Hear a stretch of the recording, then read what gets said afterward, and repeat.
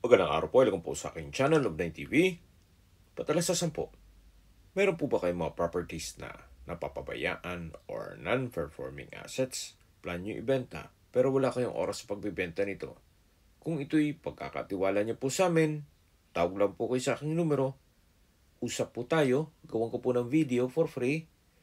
Yes, libre po, wala po kayong babayaran. Tutulungan pa namin kayong mabenta ang inyong property. Kami na po bala sa marketing, sa boosting or paid ads, even sa tripping. Hindi na po kayo mapapagod sa pag-entertain ng mga buyers. Kami na po bala sa lahat. Tawag lang po kayo.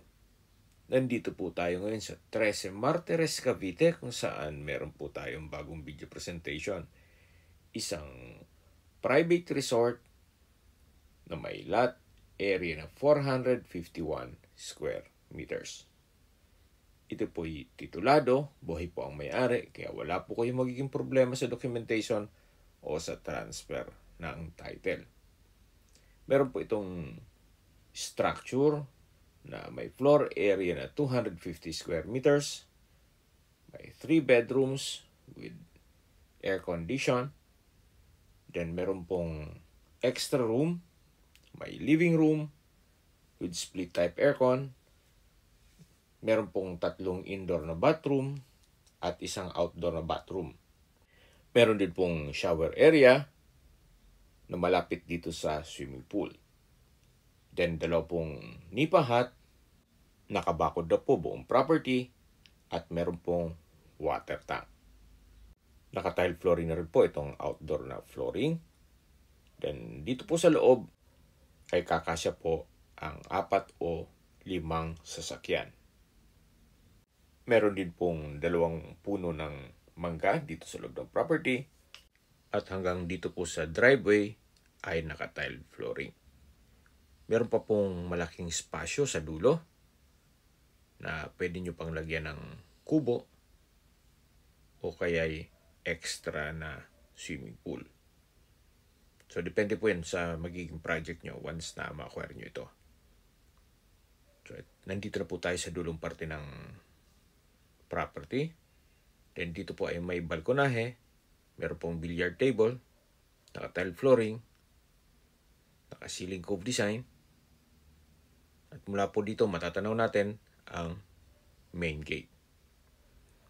Ito naman po yung main door, kung saan ito yung naka-solid wood door. At ito po yung living area o salas. Naka-ceiling cove design. Then ito pong glass windows, may security blinds, at meron pong split type aircon dito. Open concept lang po siya, walang partitions, kaya maaliwalas. Premium tiles din po ang ginamit dito sa flooring. Tungkol naman po sa mga furnishings o mga kagamitan dito sa loob, siguro pag-usapan nyo na lang ni owner. Mula po dito sa living area, lipat po tayo dito sa dining area. Naka-tile flooring na rin po ito. Then, dito naman po ay meron pong breakfast nook na may 3 high chair. Then, dito po yung split type aircon. At lipat po tayo dito sa formal kitchen. Meron po itong kitchen countertop, may stainless sink with faucet, wall-mounted cabinet, at storage ng kitchen utensils. Naka-tile flooring na rin po dito. Meron pong center lamp. At dito naman po yung gas range, range hood, kitchen drawer and cabinet, at meron pong kitchen window. Mula po dito sa kusina, meron po ditong common toilet and bath. Maayos naman po ang toilet fixtures. May shower enclosure, naka-tile bathroom wall, at meron pong overhead shower. Labas po tayo. So, nandito po ulit tayo sa formal kitchen. Yan po yung breakfast nook. At dito naman po yung dining area at sa dulo yung living area. Mula po dito sa kitchen, papunta po tayo dito sa mga kwarto. Dito po sa ground floor, meron pong 1 kwarto na hindi natin mabuksan ngayon gawa ng meron pong mga personal stuff si owner. Meron pong extra bed dito. Then, may access door, na paglabas nyo po ay yung main gate na. Then yung driveway. Dito naman po yung pool area. At katabi lang nito yung unang kubo na nabanggit ko po kanina. Yan po yung harapan ng property.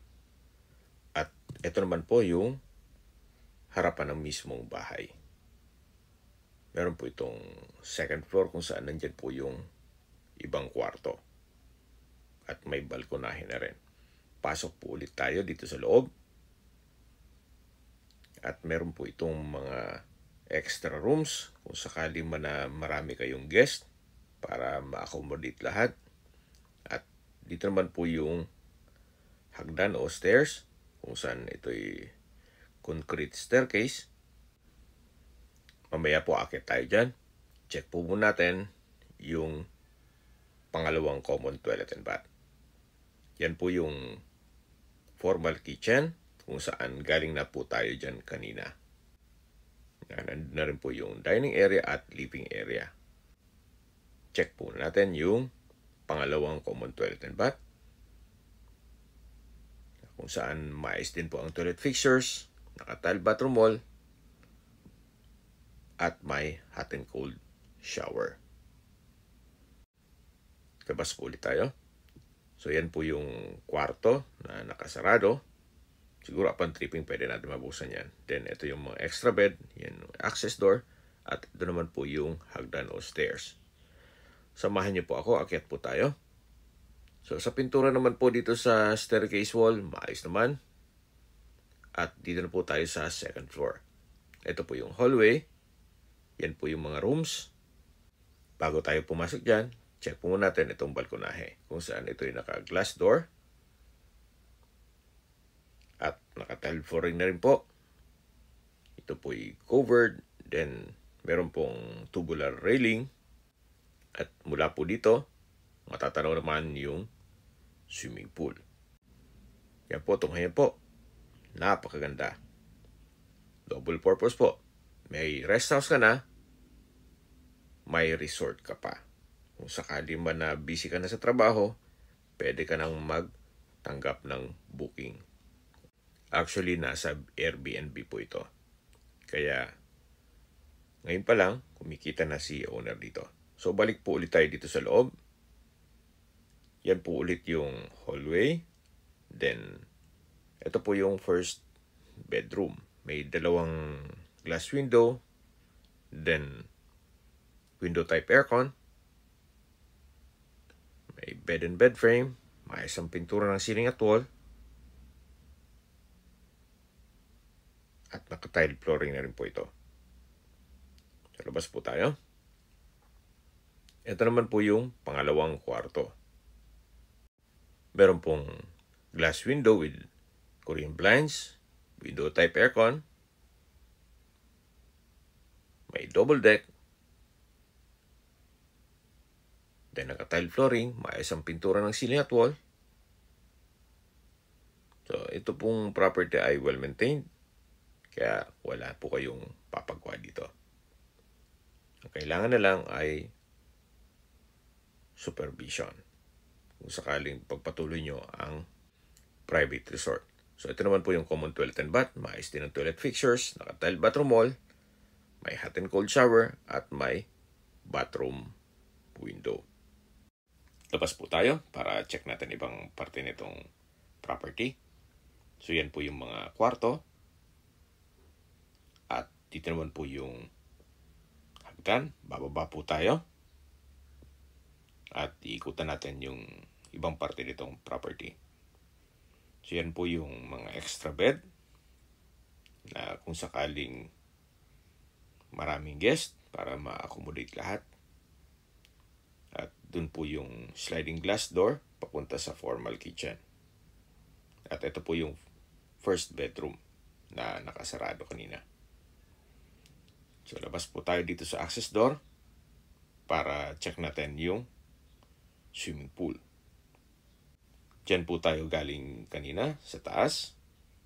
Yung kakapresent ko pa lang na mga kwarto at balkonahe. So lipat po tayo dito sa poolside. Hanggang dito po ay naka-tile flooring. Then yan po yung concrete fence.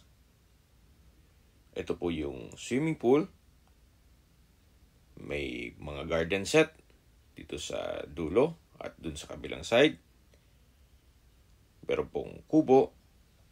At dito po sa gilid ay yung shower area. Habang naglilibot po tayo at pinagmamasdan niyo po itong buong property, pag-usapan na natin ang distance, location at travel time. Mula po sa bayan ng Trece Martires, ang distance is 4 kilometers at ang travel time is 15 minutes. Kumpleto na rin po doon, gaya ng SM, Walter Mart, public market, groceries, convenience store, remittance center, banks, schools, church, at iba pang government offices, gaya ng City Hall, Cavite Provincial Capital, at marami pang iba. Mula naman po sa Emilio Aguinaldo Hospital, ang distance is 3.1 kilometers at ang travel time is 9 minutes. Yan po yung lagi kong binabanggit sa aking video na dapat nyo i-consider sa paghanap ng property, yung meron pong malapit na hospital. Hindi ko naman po sinasabing sakitin kayo, yan naman po for emergency purpose lang naman. At mula naman po sa Tagaytay, ang distance is 23.4 kilometers at ang travel time is 48 minutes. Mula naman po sa Manila o sa airport, ang distance is 42.5 kilometers at ang travel time is 1 hour and 35 minutes. Sa presyo na po tayo. Binebenta po ito ni owner sa halagang 18 million pesos. Kung ang interested buyer po ay nasa Amerika, mas mapapabilis po ang inyong transaksyon gawa ng nandyan din po si owner. Kung sakali man po ang buyer ay nasa Pilipinas, wala pong problema at siya po'y uuwi naman dito. Kung may mga katanungan po kayo, tawag lang po kayo sa aking numero. At sa mga kababayan naman natin nasa ibang bansa, meron po akong Telegram. Sa mga iPhone user naman, may iMessage. Meron din pong Imo, Skype, Viber at WhatsApp. Same number lang po, 0917-316-3399. Sa mga nagtatanong naman po ng aming Facebook, meron po kaming Facebook page na Nov9TV at Facebook Reels Video. Meron din pong TikTok at Instagram. Meron din po kami ibang YouTube channel na The Nov9TV channel at AC Listings. Sana po naibigyan yung aming video presentation. Paki-like and subscribe na lang po sa aking channel para ma-update din po kayo sa aking future listings. Kung sakali po hanap niyo yung mas malaking sukat na lupa, meron din po kami ibang listings na pwede niyong pagpilian. Huwag po kayong mag-atubiling tumawag sa amin, then let us know your budget para malaman namin kung anong property pwede naming i-alok sa inyo. Sa lahat pong viewers, subscriber at nagtiwala po sa amin, salamat po sa suporta, ingat po kayo lagi at yung pamilya, maraming salamat po.